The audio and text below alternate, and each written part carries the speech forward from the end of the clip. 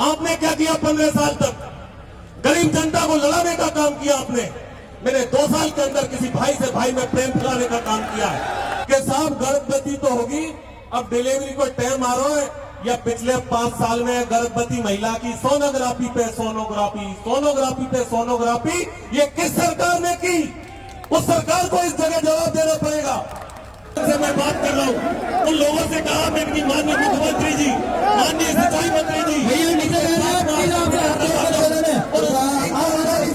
निर्णय होगा, उस निर्णय से आप संतोष नहीं है तो आपका विधायक आपके साथ में खड़ा रहेगा। देश को लेकर इस मंच के अंदर आए हो, इस जोड़ने की पावन धरा के अंदर आए हो, यदि वो देश अधूरा रह जाएगा तो घर जाकर आपको चैन भी नहीं मिलेगा उस मंच के अंदर क्या हुआ था। इसलिए मेरी हाथ जोड़कर अपील है, आप लोग मेरा 10 मिनट में मेरी बात रखूंगा और सम्मानीय वक्तागण, दूर दराज से लोग, मैं कहता हूं राष्ट्रीय स्तर के लोग इस मंच पर बैठे हुए हैं और उनकी शोभा में यदि हमारा क्षेत्र का लोग उठकर चले जाए तो वो सम्मानीय गणों का अपमान होगा। इसलिए मेरा हाथ जोड़कर निवेदन है कि इस मंच पे नीचे बैठे विराजमान बैठ जाओ प्लीज बैठ जाओ। आज डोंगरी बांध संघर्ष समिति और न केवल क्षेत्र गांव बल्कि करौली, सवाई माधोपुर और मैं मानता हूं धौलपुर सहित पूर्वी राजस्थान के अनेक जिलों से यहां बड़ी संख्या में जनता जनार्दन बैठी हुई है और उसी जनता जनार्दन के बीच में राष्ट्रीय स्तर पर किसानों की लड़ाई लड़ने वाले ऐसे बड़े नेता सम्मान्य राकेश जी टिकैत साहब हमारे बीच में बैठे हुए हैं, जिन्होंने प्रदेश स्तर पर एक युवाओं के अंदर एक अलग जगाई। ऐसे युवा साथी सम्मान्य नरेश मीणा हमारे बीच में बैठे हुए हैं, बाप पार्टी से जिनका राजस्थान में जिनके 4 विधायक हैं और वहां से भी हमारे विधानसभा के सम्मानित साथी भाई थावर चंद जी हमारे बीच में विराजमान है। हमारे सपोर्टर से एक बार नहीं, 2 बार नहीं, 3 बार इस सपोर्टर की भोली वाली जनता का नेतृत्व करने वाले पूर्व मंत्री सम्मान्य रमेश मीणा जी हमारे बीच में विराजमान है और अनेक ऐसे साथी हैं जो इस मंच की शोभा बढ़ाने के लिए हमारे बीच में, जिन्होंने एक क्रांतिकारी आंदोलन का आगाज जगाया, ऐसे सम्मान्य राजेंद्र गोड़ा जी, जिन्होंने एक उदाहरण आपके बीच में रखा और वो उदाहरण क्या था कि गर्भवती हो गई भैया, डिलीवरी मत होने दो। ये उदाहरण आपके बीच में दिया। मैं सामान्य गुड़ा साहब के बीच में रखना चाहूंगा कि साहब गर्भवती तो होगी, अब डिलीवरी को टाइम आ रहा है, या पिछले 5 साल में गर्भवती महिला की सोनोग्राफी पे सोनोग्राफी, सोनोग्राफी पे सोनोग्राफी, ये किस सरकार ने की?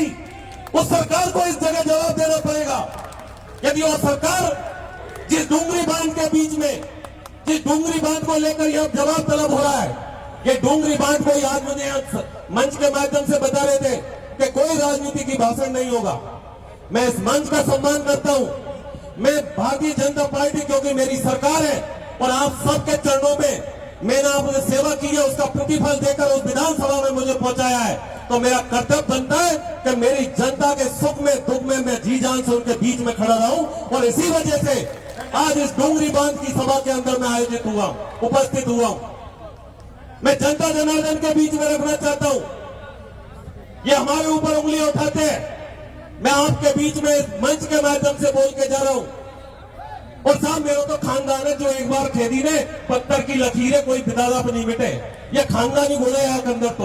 और आज भी ये कह के जा रहा हूं आपके मध्य में कि केवल कोरा भाषण देवा से काम नहीं चले, नहीं चले केवल कोरा भाषण देवा से। कभी कभी तो ऐसा लगता है कि ये मंच केवल जो भाषण देने वालों को ट्रेनिंग देने का काम कर रहा है। अरे ये ट्रेनिंग कैंप नहीं है, ये ईआरसीबी, ये डूंगरी बांध से लोग जो परेशान हैं, जो आग जल रही है, उस आग में चूल्हा लगाकर रोटियां सेकने का काम नहीं है। किसी का घर पड़ने वाला है, उनके लिए हम लोग मिलकर क्या काम कर सके, उसके लिए काम करने का टाइम है। और मैं जरूर कहना चाहूंगा, क्योंकि मेरे मंच पे, जिस मंच पे मैं उपस्थित हूं, ये जनता जनार्दन है, मैंने स्वाभिमान के साथ 2 साल काम किया है, क्योंकि ये बात मेरे मेरे ऊपर आरोप लगाए, उन आरोपों की बात हुई है, और इस मंच के माध्यम से यदि मैं उनका आरोपों का जवाब नहीं दूंगा तो मैं इस मंच पर कायर कहलाऊंगा, और जिस मंच पर मैं बैठा हुआ हूं उसमें जवाब नहीं दूं, ये मेरे स्वाभिमान में नहीं है। इसलिए मैं सम्मानित श्रोता बंधुओं, 2 साल के अंदर आप याद करो उस करणपुर की घाटी को। इसी जोड़ली गांव से एक वीर पैदा हुआ जिसका नाम रंगजी बाबा था। उस रंगजी बाबा ने 1993 के अंदर स्वर्गीय भैरव सिंह शेखावत को वहां बुलाया करणपुर के अंदर, और करणपुर के अंदर बुलाकर इस सपोर्टा की पहचान करवाई कि ये डांग क्षेत्र है जिसमें मेरे नुमाइंदे पड़े हुए हैं। और तब तत्कालीन मुख्यमंत्री स्वर्गीय भैरव सिंह शेखावत ने 56 लाख रुपए देकर उस घाटी का निर्माण करवाया। मैं अपने आप में गर्व करता हूं कि मैं उस पार्टी का सदस्य हूं जिसके मुख्यमंत्री ने 33 साल के बाद में फिर से उसी घाटी के लिए 50 करोड़ रुपए की सौगात दी है, जो उस घाटी पर चढ़कर हमारा नुमाइंदा ऊपर की तरफ आएगा। सम्मानीय भाषण दे रहे थे, आपने क्या किया 15 साल तक? गरीब जनता को लड़ाने का काम किया आपने। मैंने 2 साल के अंदर किसी भाई से भाई में प्रेम फैलाने का काम किया है। विरोध करने से काम नहीं चलेगा, सच सुनना पड़ेगा आप लोगों को, सच सुनना पड़ेगा आप लोगों को। जिसके बारे में बोलते हो आप, जिसके बारे में बोल रहे हो ये डूंगरी बांध के लिए बोल रहे हो आप लोग, मैं आपको बता दूंगा कि डूंगरी बांध के अंदर मेरी जो स्थिति है और मेरी जो स्थिति है, यह राजनीतिक भाषण नहीं। आप लोगों ने पहले जब आपको खड़ा होना चाहिए, जो आरोप लगा रहे हैं उनका आरोपों को जवाब किस तरह देना है, उस आरोप के लिए आपको खड़ा होना चाहिए। आपको इस बात में खड़ा होना चाहिए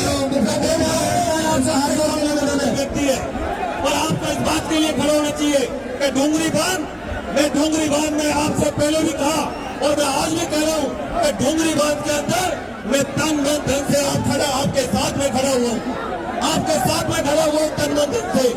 लेकिन आप लोग जिस तरह के आरोप लगाए इस मंच के अंदर जिस तरह के आरोप लगाए आपने, आपको इस बात को समझना पड़ेगा कि डूंगरी बांध संघर्ष समिति है जिनके लोगों से मैंने लगातार 3 दिन से मैं बात कर रहा हूं।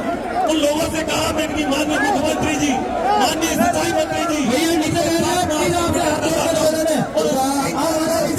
निर्णय होगा, उस निर्णय से आप संतोष नहीं है तो आपका विधायक आपके साथ में खड़ा रहेगा, यह आपको मैंने विश्वास दिलाया था। लेकिन जिस कार्यक्रम के अंदर हम उपस्थित हुए, उस कार्यक्रम के अंदर मेरे नेता के खिलाफ कोई गाली देगा, उसको हम लोग बर्दाश्त नहीं करेंगे। ये बिल्कुल कतई कहने की बात है, क्या आप सबको बता रहे हो। मैंने भी आपसे हाथ खड़े जो लोग देवरीलाल के बारे में आप गलत बोलते हो, आपको शर्म आनी चाहिए। आपका खुद का पता नहीं कब किस दौरे में बैठते हो, कब किस दौरे में बैठते हो, तो राजस्थान के नेता के बारे में गलत बोलते हो, आपको शर्म आनी चाहिए। मैं इस बात को कतई बर्दाश्त नहीं करूंगा कि मेरे नेता के खिलाफ आप गलत बोल रहे हो, ये कतई बर्दाश्त नहीं होगा। इसलिए प्लीज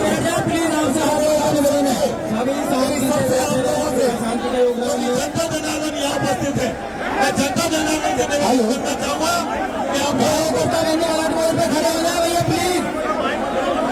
आदरणीय आप, इसलिए मैं मेरी सरकार के ऐसे जो आज आपके बीच में आया हूँ, उस सरकार के माध्यम से कहना चाहता हूँ कि हमारी सरकार आप सबके प्रति संवेदनशील है, और आप लोग अपनी कमेटी बना लो।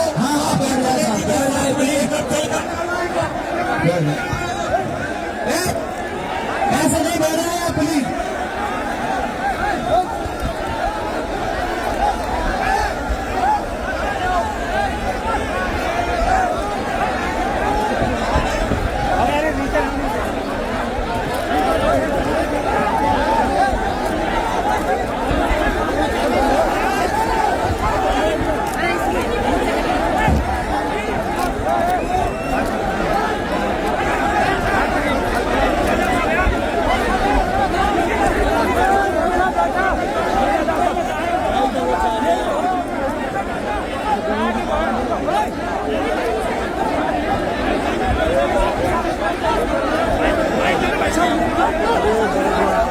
यहाँ तो बंद है।